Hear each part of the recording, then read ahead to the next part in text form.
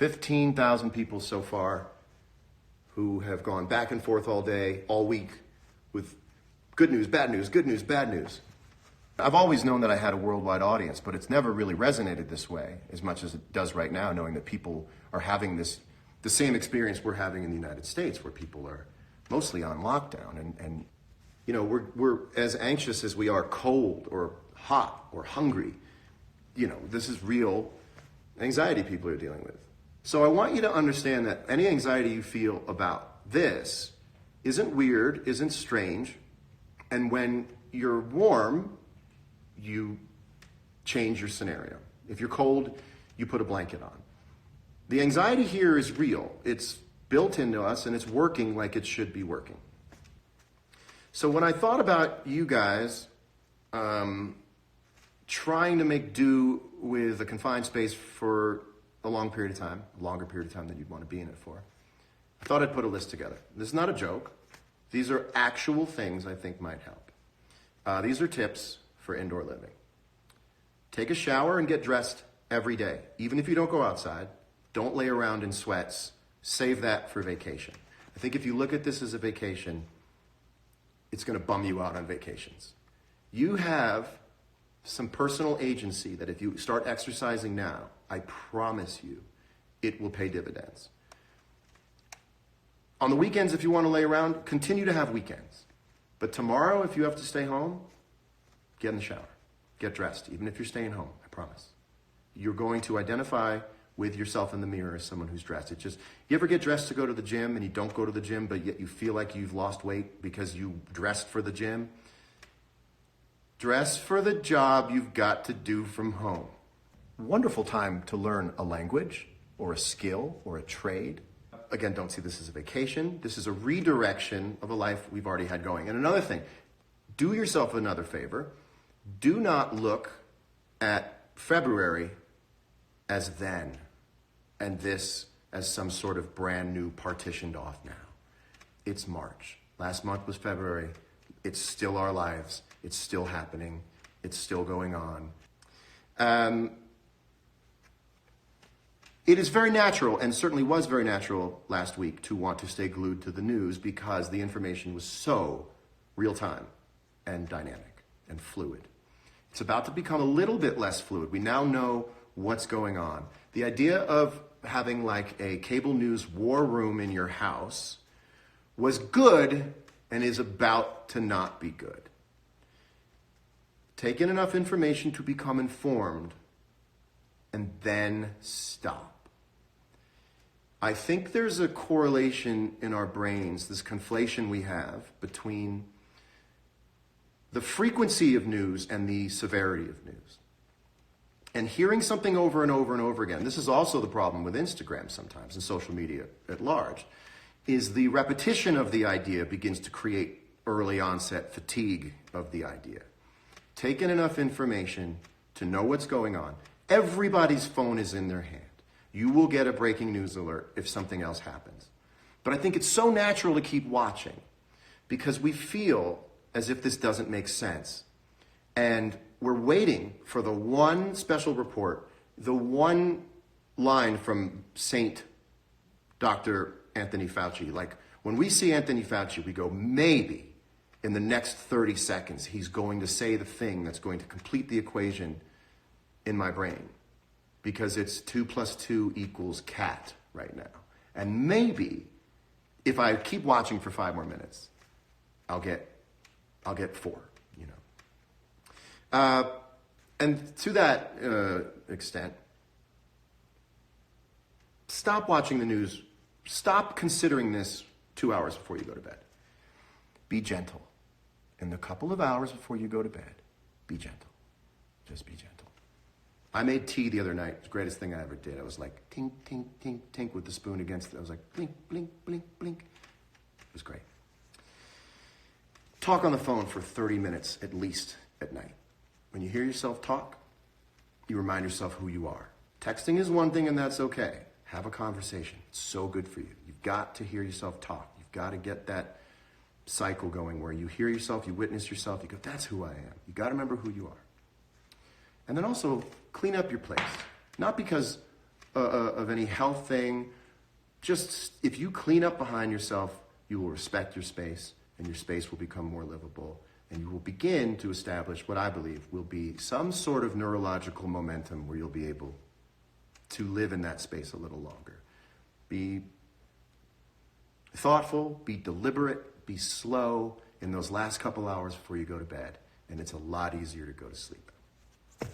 Well, 17,500 people all going through the same thing. Not shades of the same thing.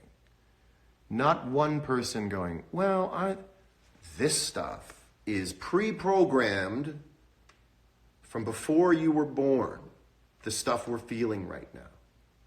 Like I said, a lot of people, myself included, don't feel this kind of anxiety except for being on an airplane.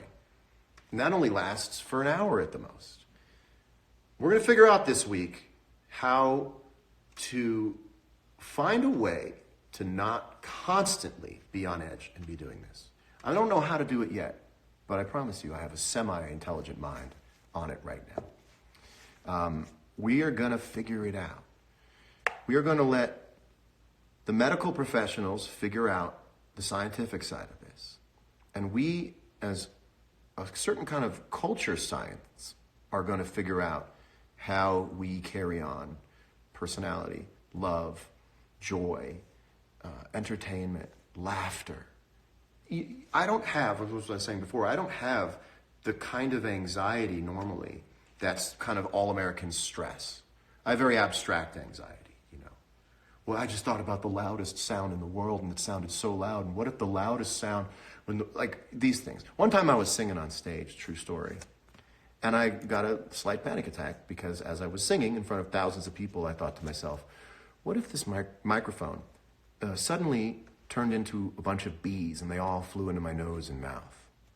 And I had to stand in front of thousands of people and deal with this brand new, stupid, yet clever, abstract anxiety about bees flying into my... But you can get over that because you just change your thought. You think about something new. This is here. This is here. And we are going to figure out a way to find ways to still live life, to still make memories, to still write songs, to still make each other laugh. So the other night, I had the most down the middle of the road anxiety, like real true anxiety. I woke up a half an hour after going to bed. And I just felt as if the sky itself wasn't falling, but had a ceiling of 12 feet, that everything was doing this. And that's not true. In fact, trees are fine. Water's groovy. Birds are things are that part of nature, most of the world is still working. It's doing its thing. It's staying beautiful. And the only way that I could get myself back to sleep was to laugh. And I have never felt such instant medicine with laughter as I did the other night. Reddit comments were killing me. And every time I laughed, I felt instantly better. Now, it's perishable, comes and it goes. It's going to have to be replenished every night. Every night before you go to bed, you're going to have to reach out to somebody who's going to be able to replenish and restate the truth and put things back into perspective, because right now the perspective is blowing in the wind. So to people who are going to find this difficult, I'm going to say something that may sound a little over the top, and it's not. You have now been tasked with a national duty. And this hasn't happened in our lifetime, and this didn't happen in a lot of people's parents' lifetime. But you have and are about to be tasked with a national duty. And the national duty right now is to stay at home and watch Netflix. If somebody had come up to you, if a guy in a trench coat at a bar came up to you and he said, "Do you want to work for the government?" And you said, "What does it entail?" "It's a secret project we're working on. It's top secret, but you're going to serve your country." You said, "What is it?"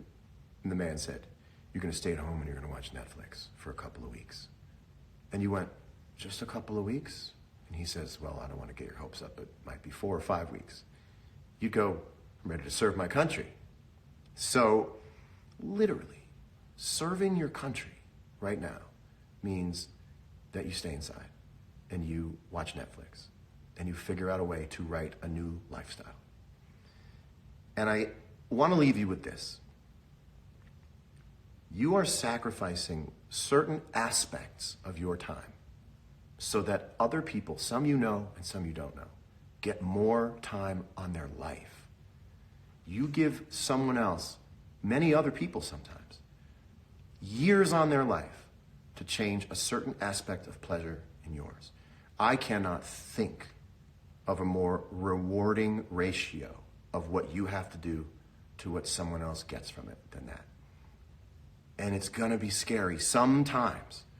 Again, when the sun is up, it's weird. And when the sun goes down, I can't say this enough, you're looking for your parents. Adults looking for their parents. That's how it feels. We've never been through this. The last time you felt this way, you could stand in front of your parents' room. And you could say, I had a bad dream. And we're gonna get through it, I promise. But it's just going to take a certain level of stepping into it, a certain kind of originality in thinking. We've got to be original. You've got to come up with an original plan for yourself, just for right now. One more thing I want to say before I go, and then I have one more thing after that. If you are in addiction recovery, please, please don't give up. I know that this seems like a scenario with a perfect out, the perfect reason, and it's not the perfect reason. I promise you. I promise you.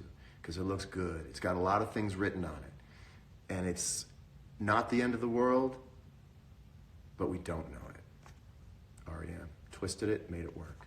So let me just tell you one more time. It seems like that opportunity, and it's not. Please stick with it. Please stay with it. But get yourself some tea. Put on a movie you love. Be gentle with yourself. Relax yourself into sleep, and I'll see you very soon. And thank you for giving me this opportunity because it's made me feel so much better. Love you. Hang in there. Take care.